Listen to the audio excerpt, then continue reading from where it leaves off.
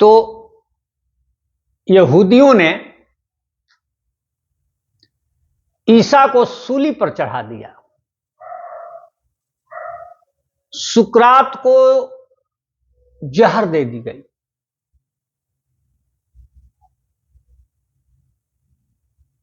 लेकिन अपने देश में अलग तकनीक का प्रयोग किया गया, अलग ढंग से विचारों का अंत किया गया। सूली पर नहीं चढ़ाया गया, जहर नहीं दिया गया, बल्कि एक अलग तकनीक से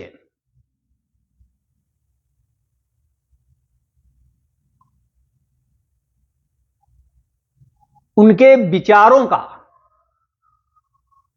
अंत किया गया। शारीरिक हत्या अलग चीज है और वैचारिक हत्या अलग चीज है। जैसा कि हम जानते हैं कि तथागत बुद्ध आत्मा जैसी किसी चीज को नहीं मानते थे, लेकिन हमारे यहां के इतिहासकारों ने उन्हें महात्मा कह दिया, महात्मा की उपाधि दे दी।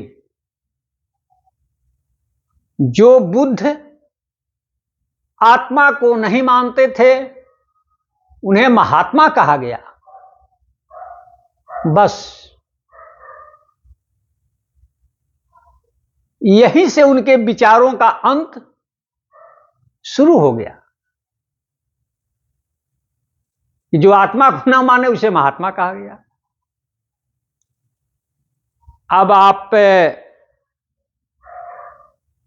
संत रविदास को ही लीजिए। संत रविदास ने धार्मिक ग्रंथों का विरोध किया, लेकिन रविदास रामायण लिखी गई, रविदास पुराण भी लिखा गया। बुद्ध को तो विष्णु का अवतार घोषित किया ही गया। कबीर को शुकदेव का अवतार घोषित किया गया और रविदास को नारद का अवतार घोषित किया गया। ये लोग अवतारवाद के विरोधी रहे, लेकिन ऐसा औजार डेवलप किया गया कि इन्हीं लोगों को अवतार घोषित कर दिया गया। यह है वैचारिक हत्या, विचारों की हत्या। वो शालिग्राम वाली कथा आपको ध्यान होगा कि रविदास ने शालिग्राम को तैरा दिया पानी के ऊपर और रविदास जीत गए, क्योंकि पुजारियों का जो शालिग्राम है वे डूब गए पानी में और रविदास का जो शालिग्राम है वो पानी के ऊपर तैरता रहा। और यह कह करके हम लोगों ने रविदास को जिता दिया कि रविदास भारी पड़े पुजारियों से, लेकिन नहीं, रविदास जीते नहीं, रविदास हार गए।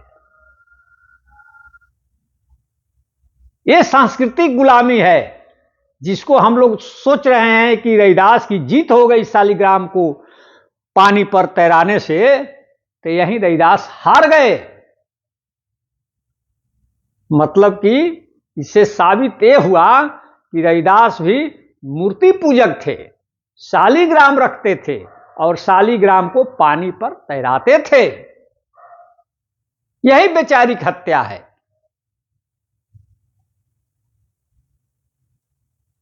हम लोग तो ये जानते ही हैं कि तथागत बुद्ध का ज्ञान पीपल के वृक्ष के नीचे मिला। यह कोई अजूबा बात नहीं है, ज्ञान कहीं भी मिल सकता है। विज्ञान में तो हम लोग पढ़ाते ही हैं कि न्यूटन को सेब वृक्ष के नीचे ज्ञान मिला था, और यदि न्यूटन को सेब वृक्ष के नीचे ज्ञान मिल सकता है तो इसमें आश्चर्य की कौन सी बात है कि बुद्ध को पीपल वृक्ष के नीचे ज्ञान मिल सकता है। ये कोई बड़ी बात नहीं है, यह कोई पाखंड नहीं है, यह कोई अंधविश्वास नहीं है, सच्चाई है। तो बुद्ध को पीपल के पेड़ के नीचे ज्ञान मिला कि आत्मा जैसी कोई चीज नहीं है, लेकिन बाद में प्रतिगामी शक्तियों ने उस पर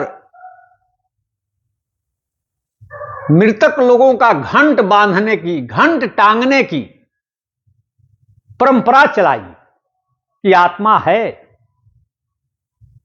घंट तो पीपल के वृक्ष में इसीलिए टंगा ही जाता है कि मृत आत्माएं यहां आकर पानी पिएंगी, संतुष्ट होंगी। तो जिस पीपल वृक्ष के नीचे बुद्ध को ज्ञान मिला कि आत्मा जैसी कोई चीज नहीं है, तो एक घंट बांधने वाले लोगों ने साबित किया उसी पीपल वृक्ष पर घंट बांधकर कि आत्मा है।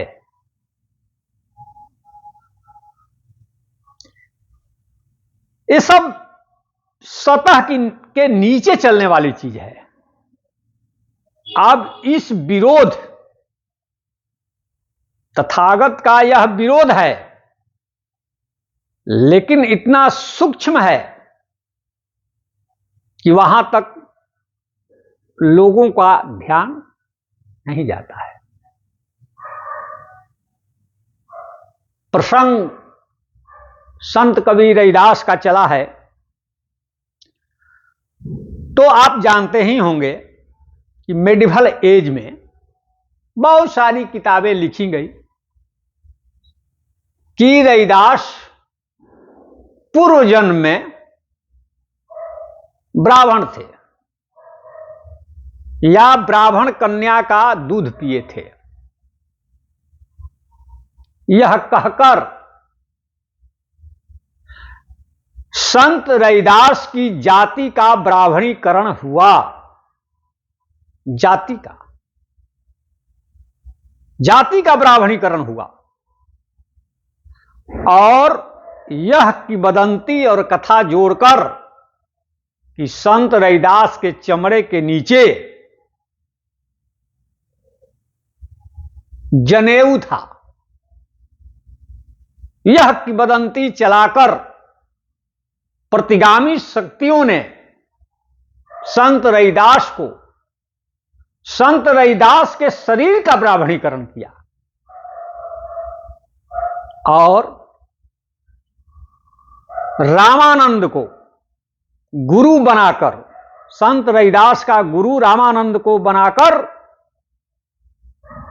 संत रविदास के विचारों का ब्राह्मणीकरण किया गया। तो हम लोग क्या देखते हैं, संत रविदास की जाति का ब्राह्मणीकरण हुआ,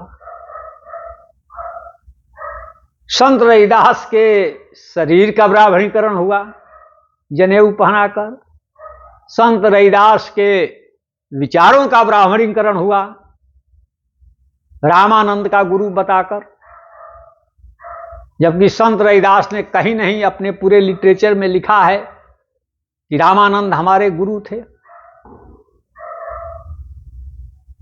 पीछे जाइएगा तो कहा जाता है कि चंद्रगुप्त मौर्य के गुरु कौटिल्य थे,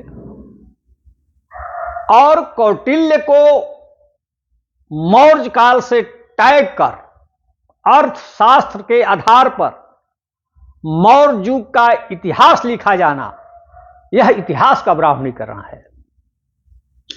इसीलिए मैंने इसके पहले के व्याख्यान में बताया कि सांस्कृतिक गुलामी पीढ़ी दर पीढ़ी चलती है। राजनीतिक गुलामी कुछ पीढ़ियों की होती है, लेकिन सांस्कृतिक गुलामी पीढ़ी दर पीढ़ी चलती है। और यह भी बताया कि राजनीतिक गुलामी में सिर्फ शरीर गुलाम होता है, दिमाग आजाद होता है, लेकिन सांस्कृतिक गुलामी में शरीर और दिमाग दोनों गुलाम होता है। और इसके लिए आपको बुद्धिजीवी पैदा करना होगा।